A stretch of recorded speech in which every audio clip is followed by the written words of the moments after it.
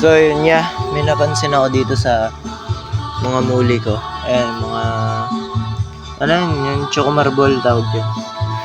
Pansin ko yung isang female eh, no? Nagpapagilid na. Ayan siya.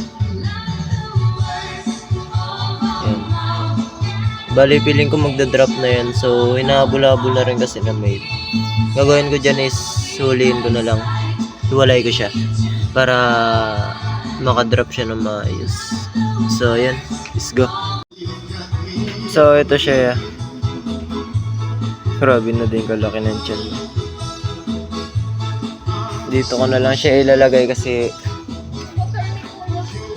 ano naman to, free. Ayan. Dito ko siya ilagay. So, acclimate ko muna para hindi siya ma-water shock.